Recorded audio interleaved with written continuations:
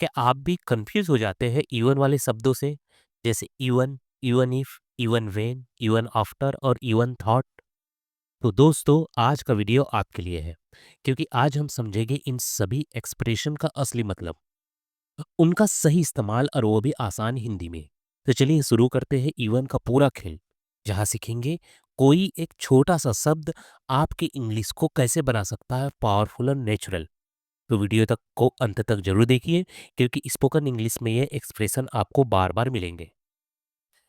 क्या आप भी इन वर्ड से कंफ्यूज हो जाते हैं, जैसे even, even if, even after, even when या इवन थॉट? तो आप अकेले नहीं हैं, क्योंकि ये छोटे छोटे वर्ड दिखने में सिंपल लगते हैं, लेकिन इसका मीनिंग और यूज हर जगह बदल जाता है।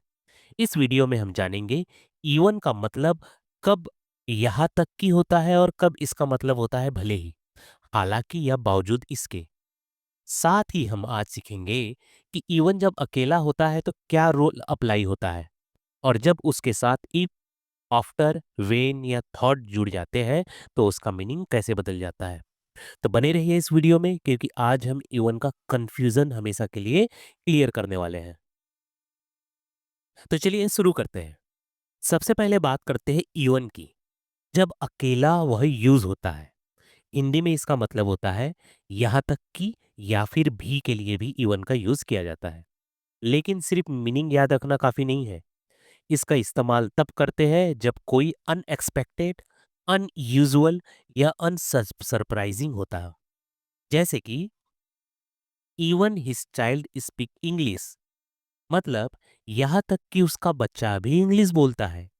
यानी हम ये दिखाना चाहते हैं कि बच्चे का इंग्लिश बोलना सरप्राइजिंग है। She can even sing in 5 language, मतलब वे 5 भाषाओं में गा सकती है। ये ये आम बात नहीं है, इसलिए यहाँ इवन का इस्तेमाल हुआ है।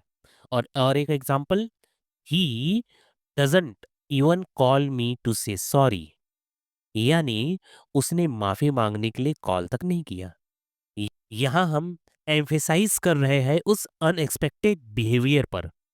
तो याद रखिए, जब भी किसी बात पर सरप्राइज या जोर देना हो, इवन का इस्तेमाल करिए। अब सवाल आता है कि इवन को वाक्य में कहाँ रखें।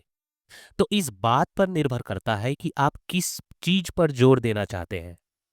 अगर आप सब्जेक्ट पर जोर देना चाहते हैं तो स्ट्रक्चर होगा इवन प्लस सब्जेक्ट।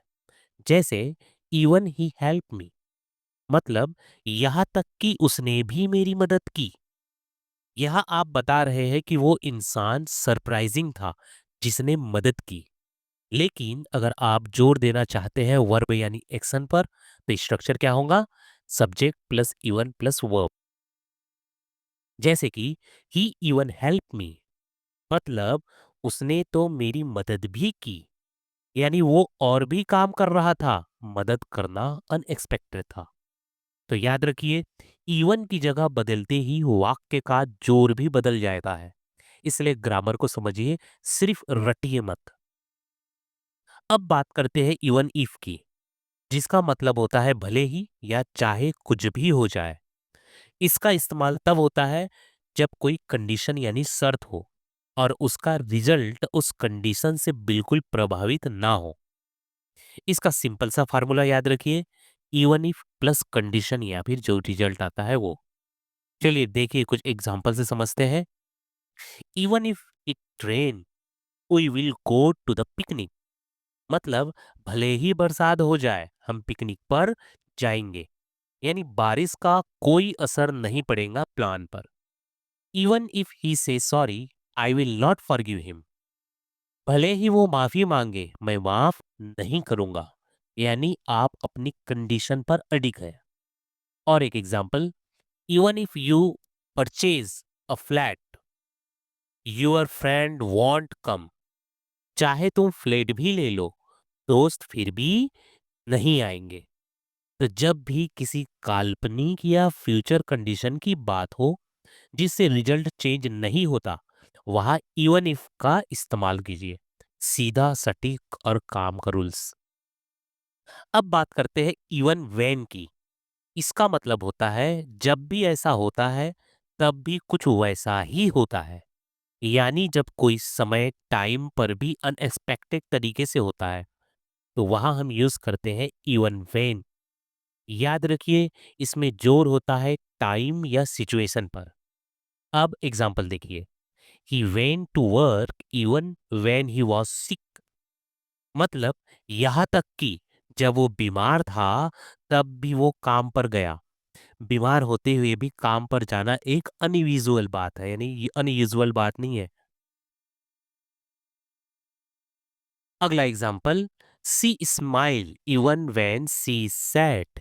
यानी जब वो दुखी होती है तब भी वो मुस्कुराती है, जो अपने आप में सरप्राइजिंग है। तो रोल एकदम क्लियर और साफ है। जब भी टाइम बेस रियल सिचुएशन में भी रिजल्ट चेंज ना हो, तब यूज करना है आपको इवन वेन। अब जानते हैं इवन आफ्टर का इस्तेमाल, जिसका मतलब होता है इसके बाद भी या बावजूद इसके।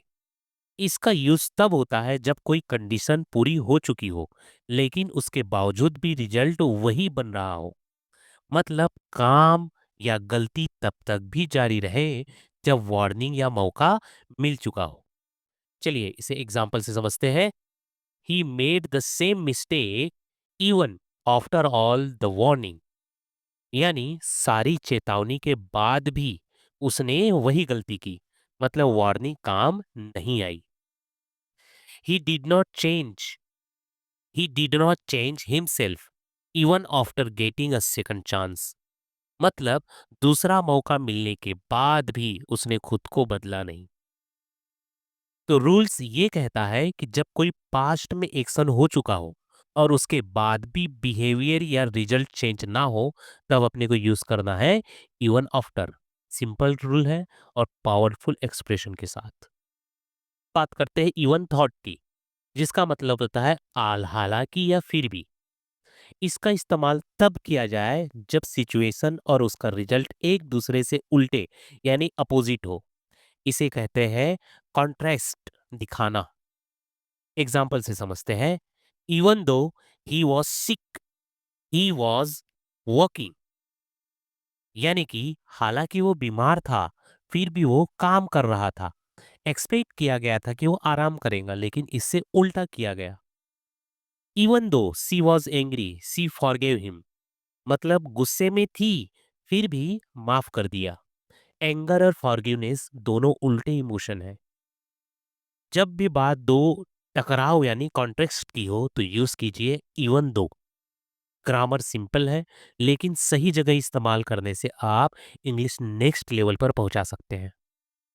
तो चलिए अब एक नजर डालते हैं इवन के सारे फॉर्मूले और सारे रूप की तुलनाओं पर। सबसे पहले इवन। इवन का मतलब होता है यहाँ तक कि या फिर भी के लिए भी इवन का यूज किया जाता है।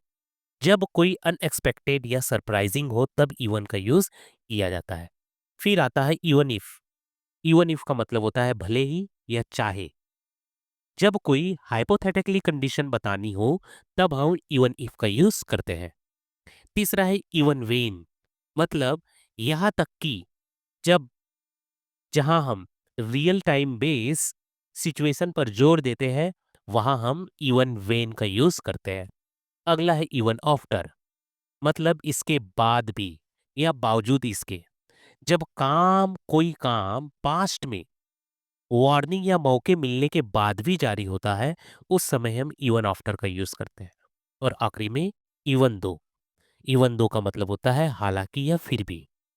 जब हम दो अपोजिट रिजल्ट को कंपेयर करना होता होता है, उस समय हम इवन दो का यूज करते हैं।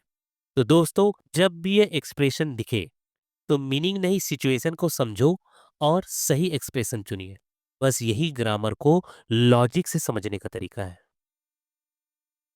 तो अब बारी है आपकी। थोड़ा दिमाग लगाते हैं, practice time. Question number one.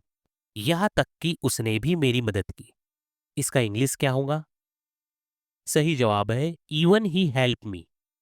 यहाँ हमने सब्जेक्ट पर जोर दिया है। Question number second. उसने तो मेरी मदद भी की। अब बताइए इसका इंग्लिश में क्या होगा? ही इवन हेल्प मी। यहाँ एम्फिसाइज है एक्शन पर यानी वर्ब पर। तो दोस्तों इस तरह से ही सोचकर आप इंग्लिश ग्रामर को लॉजिक से सीखा करते हैं, ना कि रट कर। तो दोस्तों आज आपने सीखा कि इवन को सिर्फ उसका हिंदी मीनिंग जानकर मत समझिए, बल्कि उस सिचुएशन को पकड़िए जहां वो इस्तेमाल होता है। जब कोई अनएक्सपेक्टेड होती है तो वहाँ इवन का यूज होगा अपने सेंटेंस को ज्यादा से ज्यादा पावरफुल और इम्प्रेशन बना देने के लिए। अब बारी है आपके होमवर्क की। नीचे दिए गए दो इंग्लिश के जो वाक्य है उसको ट्रांसलेट कीजिए और कमेंट्स बॉक्स पे लिखिए। पहला है यहाँ तक कि उसका छोटा भाई भी इंग्लिश बोलता है। दूसरा, उसने तो मुझे कॉल भी नहीं किया। मैं इंतजार करूंगा आपके जवाब का। और हाँ, वीडियो अच्छा लगे तो लाइक शेयर और कमेंट्स करना ना भूलिए। वीडियो आपको समझ में आया हो और कुछ नया सीखने को मिला हो तो एक छोटा सा काम जरूर करिए। वीडियो को लाइक करिए, अपने दोस्तों के साथ शेयर करिए और ऐसे ही आसान और समझदार वीडियो के लिए चैनल को सब्सक्राइब करना ना भूलिए। और हाँ, अगर कोई डाउट है या आपने होमवर्क का जवाब तैयार कर लिया है तो तुरंत कमेंट्स बॉक्स पे लिखिए। मैं खुद पढ़ूंगा, रिप्लाई करूंगा।